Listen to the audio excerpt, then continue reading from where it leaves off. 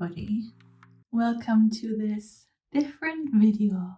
This time I'm at home and I've been thinking, what could I film for next week? Because I'm trying to upload every other week, and I thought, I really fancy just to sit down, knit and chat a little bit, catch up with you guys, and just film a really easy going video. And so I decided to do exactly that. This is just a chit-chatty, let's knit together video, catch up on life, on knitting, and if you fancy, get your knitting out, get your coffee, tea, whatever it is that you like to have, and let's chat and knit together for a few minutes. I'm actually just at a really bad point to start chatting and knitting because I need to do increases, and I'm working with this super lush, beautiful looking bouclé yarn, but it's a real pain to work and keep track of what you're doing because it's so hard to tell what you have just done. And I'm just at an increase round, so bear with me while I do my increase round and then I get back to my knitting. Good job that, just as I was saying, I need to stop now, I need to focus on the increases. I was going on to do the wrong increases, which I noticed at the end of the row. Okay. It's been a day. I've not slept very well because Emma hasn't slept very well. For those of you who are new, Emma is my 1.5-year-old daughter, and she's not slept very well. So I've not slept very well. So this is coffee number 3, which is taking me up to the daily limit that I'm allowed to have. But yeah, I think maybe I should just say again, for those of you who are new here, I'm Maria. I live in Scotland, in Glasgow, and I love to knit. I love to make YouTube videos about all the things that I knit. I usually do a YouTube podcast here, a knitting podcast. And I've also been dabbling my feet into a few different formats and videos. I've recently uploaded a vlog. I've done a couple of sort of review opinion videos, and now a little chit-chatty, sit down with me and relax kind of video. I wonder what I should call these videos. I've been thinking something like the slow knit life, or I don't know, something like that. I just love this whole title, slow knit life, because that's literally the motto of my YouTube podcast, YouTube channel. If you've seen those, I don't ever have a ton of whips or finished objects because I just don't have a ton of time to do them, and I just show what I what I do manage to finish in about a month, 6 weeks time. And so yeah, slow knitting and life, that's what it's all about. So I was thinking I could put these videos under a little topic. So while I'm knitting, I'm discussing a little knitting related topic. And I have recently seen the first episode of the Knitted Wardrobe podcast. I will link her below. I think her name is Jenny. She's very kind of gentle and soft spoken, and I really enjoyed watching that podcast episode. And in it, she was talking about the kind of start of her knitting journey, when and how she learned to knit, and she was showing I think it was called a knitting or a stitch Bible that she's inherited from her grandmother, I think, by her mum. And it's just lovely to hear how people have found their way into this beautiful craft and hobby. And I don't think I've ever shared why I've come to knit. Well, I have learned knitting on and off throughout my childhood a little bit. My grandmother was the knitter in my family, so my dad's mum, who I was fairly close to, and I felt like we were connected souls in a way. And she passed away in 2020. And as luck would have it, on the day that she passed away, I actually finished my first pair of socks, and she was always the one who knitted socks for me and my family. And I just felt like that was a bit of a weird full circle moment, at the moment of the day that she passes away, I actually learned how to make knitted socks for myself. Yeah, I just thought that was a bit of a funny way of life. And she was the one who knitted, and every now and again she would teach me how to knit when I was visiting my grandparents in Berlin over the school summer holidays, but I never really took to it, and I'd always forget what she taught me the next year. But she kept on knitting socks for us, and I even have a scarf still from her. And she was also a great crocheter, so I've got a few crocheted little like doilies. And she was the first person to sort of show me into the world of knitting and handcrafting your own things. I also inherited her sewing machine for a while, so I actually sewed. I sewed first. I sewed before I started knitting, and I actually made my prom dress for my end of school year prom. It looked horrendous, and I don't know how I managed to hold it up. Oh no, it was this no straps, floor length dress, literally cobbled together out of bits of fabric. And looking back, I just don't know how I even wore it, but I was just so proud that I made it myself. And people came up to me and were like, "Oh, I heard you made this yourself." And I was like, I did make this myself. And you could not tell me otherwise. I thought I was the coolest and prettiest looking girl in the entire school, in the entire ball. I just loved it. Looking back on it, it isn't that great, but I loved it, so it doesn't matter. I think I even still have it in my closet. But yeah, that was the beginning of me starting to be crafty and sort of crafting bits for my own wardrobe. Then I made a few skirts, and eventually I kind of lost the sewing bug a little bit when I went into university, and other hobbies picked up. But I have this weird habit of sort of picking up a new hobby kind of every year or two. And so for a while it was sewing, and then I went to photography, and then I really got into hiking. And so it's kind of changing and evolving every year. And then this one year we were on holiday in 2019, and I was on holiday and I was thinking, oh, I really kind of fancy picking up a new hobby. And for some reason, knitting popped into my head, and I really thought, oh, do you know what? When we're back home, I need to pick up just a bit of yarn and a few needles and just give it a try. And that's exactly what I did. I went into a local store and I bought a ball of grey acrylic yarn, and then on the back of it, it said what needles you need with it. So I picked those up too.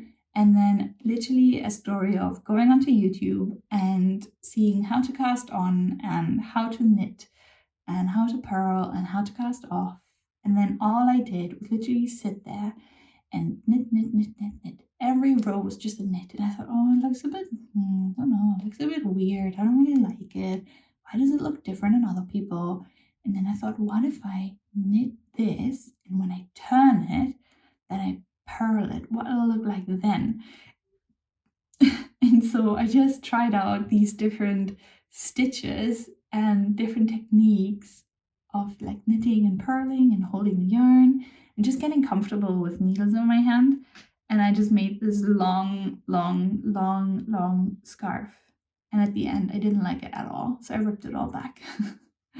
And that is actually one of the things I absolutely love about knitting.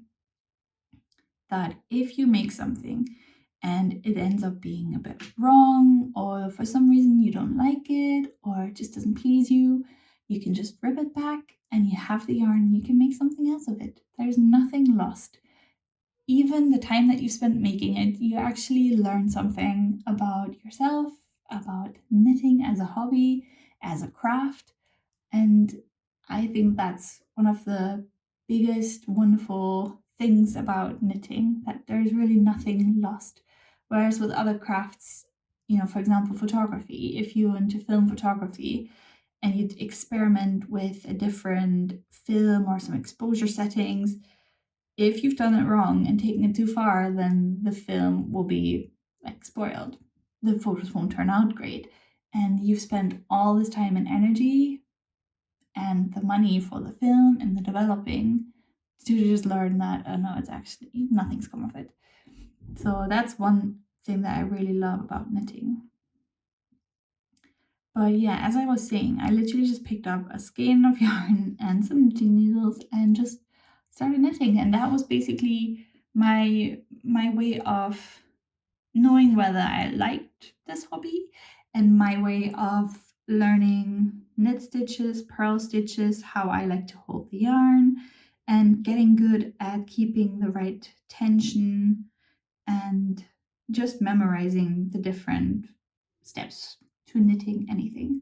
And then I saw a video, I can't even remember who it was by, it was somebody on YouTube, and he was showing you how to do a very simple basic cable scarf.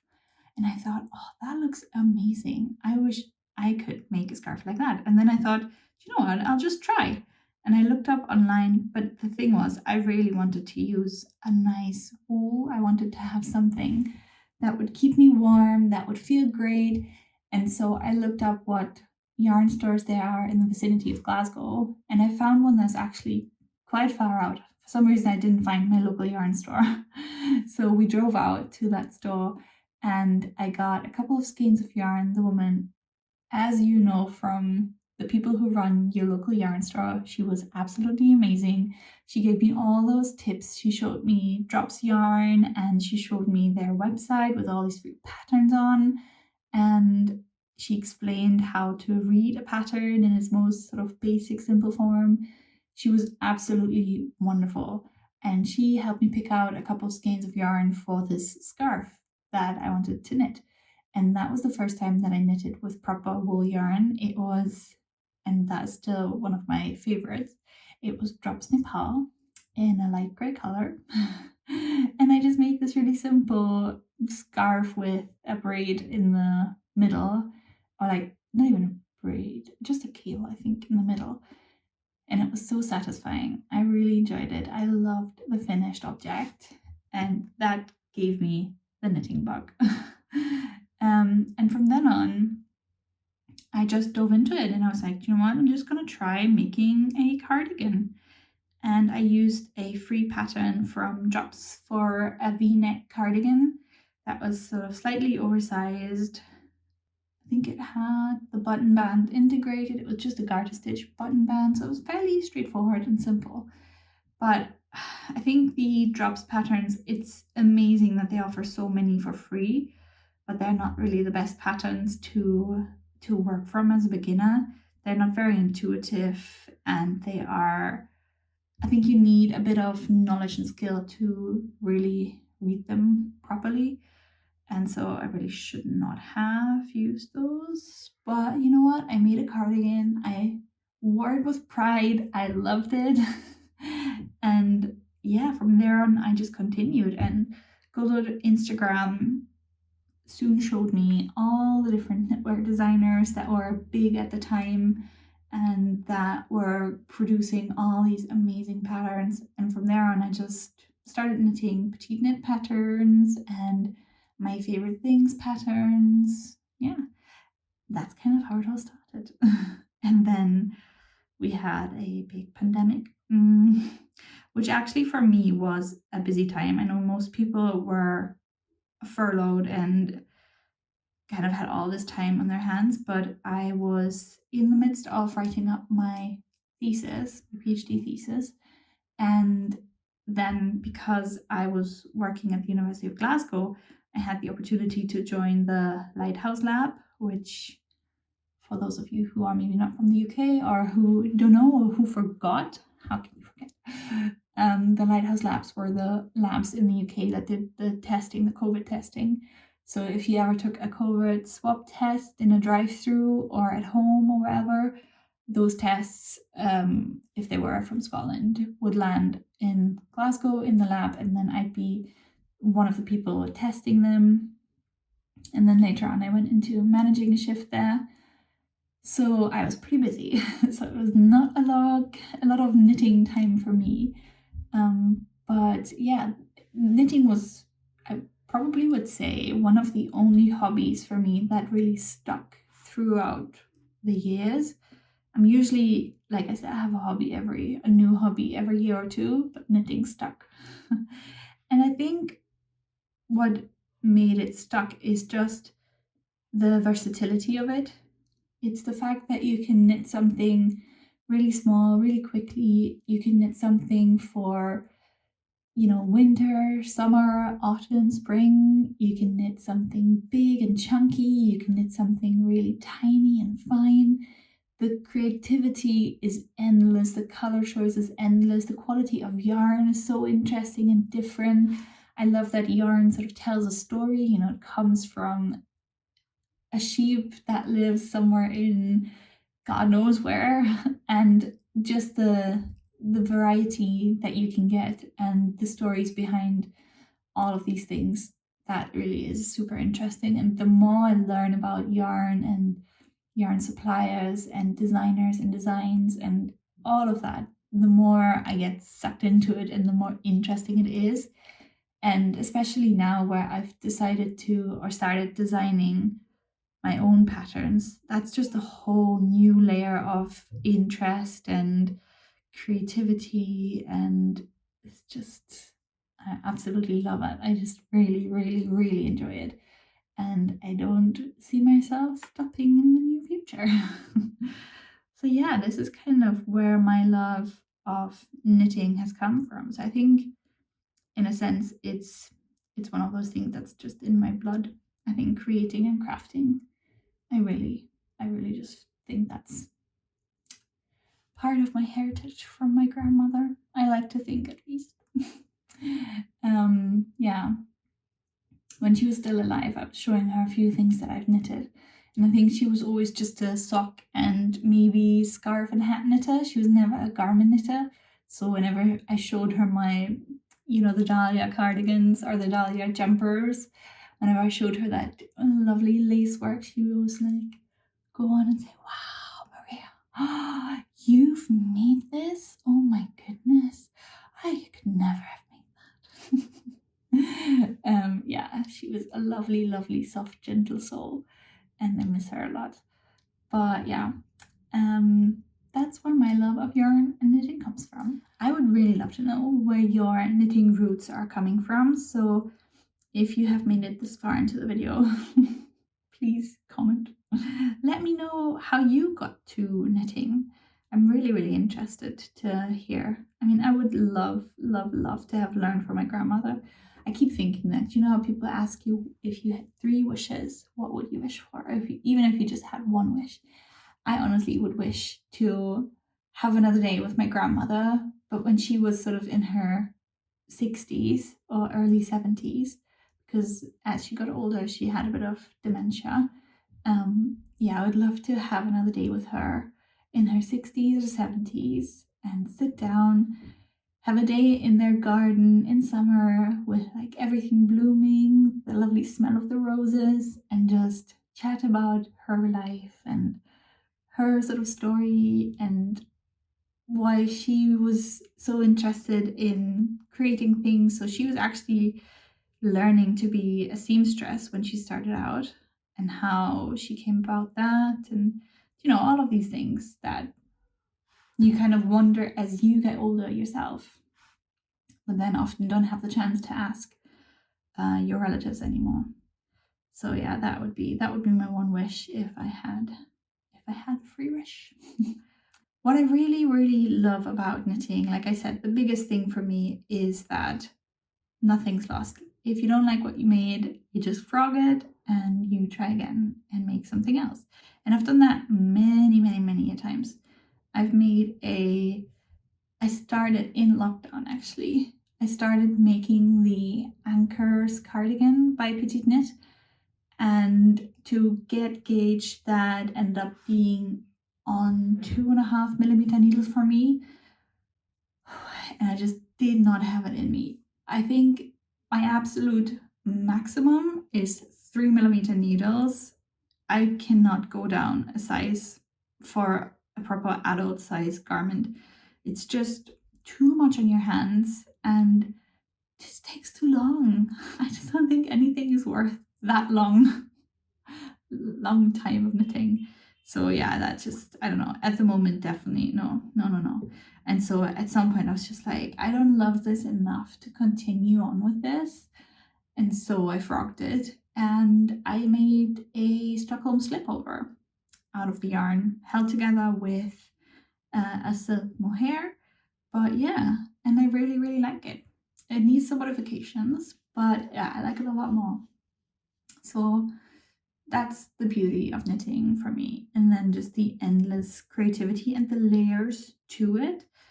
I love how you can get so finicky and detailed about the tools that you're using. So for a while, I was really into trying to find the needles that I love the most, partly because I was having issues with my arm and my hand after having a baby. I've got tendonitis, so I need to be really careful about the tools that I'm using, and they need to feel good in my hands and all of that.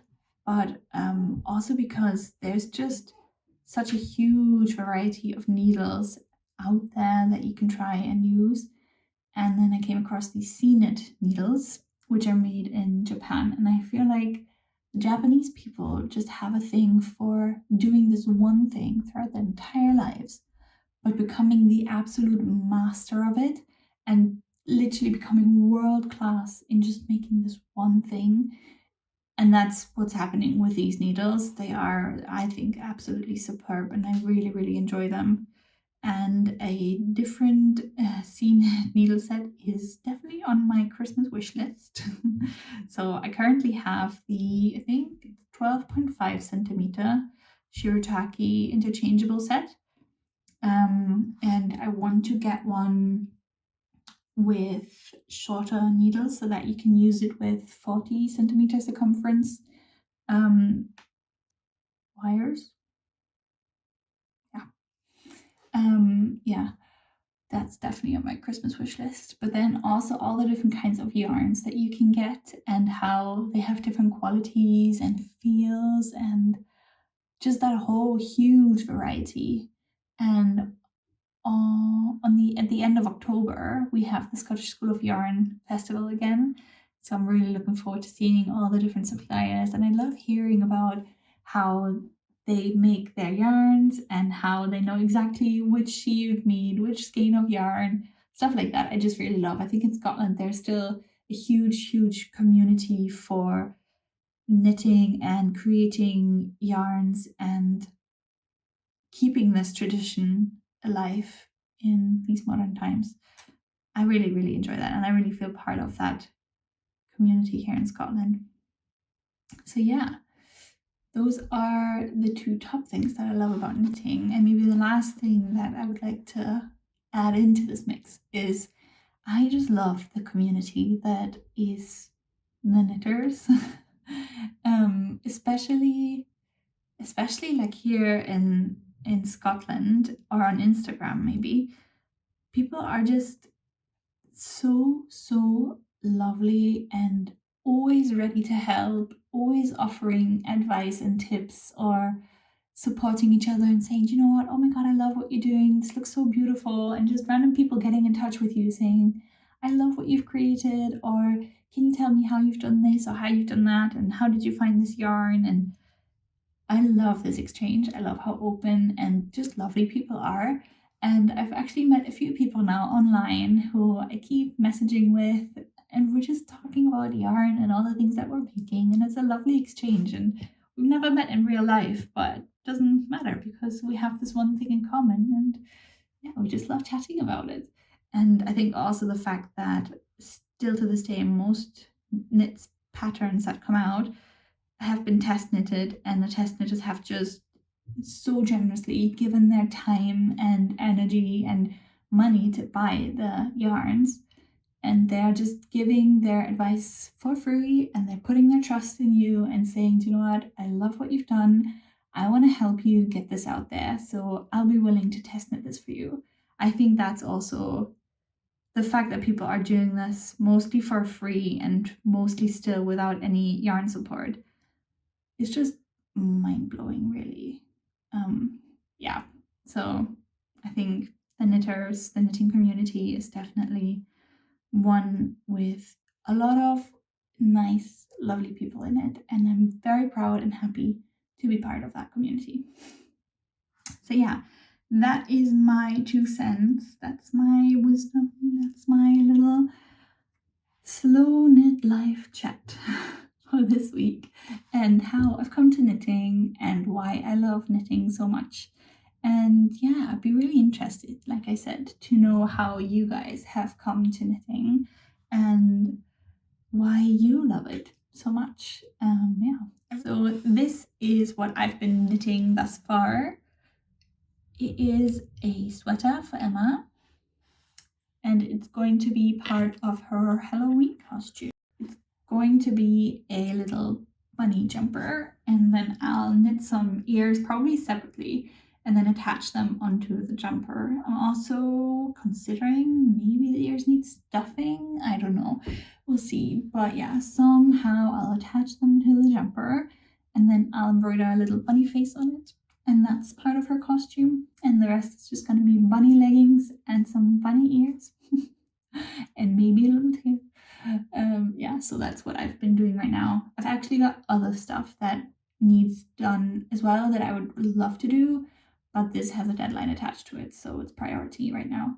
But hopefully I'll get it done quickly. It's a very simple, I've designed it myself. It's a very simple, straightforward round neck, lifted increases piece. So yeah, I hope you loved this first installment of the Slow Knit Life Chats. Oh yeah, let's call it that. Slow Knit Life Chats. There we go. And yeah, I hope to see you guys again soon. I think if I manage, maybe next up should be a podcast again. Yeah, we'll see. We'll see. But yeah, enjoy yourself wherever you are, whatever time of day it is. I hope you've managed to knit a few rows. Thanks for joining me. I'm also on Instagram. I'm quite active there, so if you want to follow me there, it's all just Wild Knits Glasgow, all one word. And hit the old like button if you like this video, and maybe consider watching a few other ones if you want to continue on knitting. And subscribe if you like this kind of content. So I see you again soon. All right. Thanks, everybody. I'll see you again soon. Bye.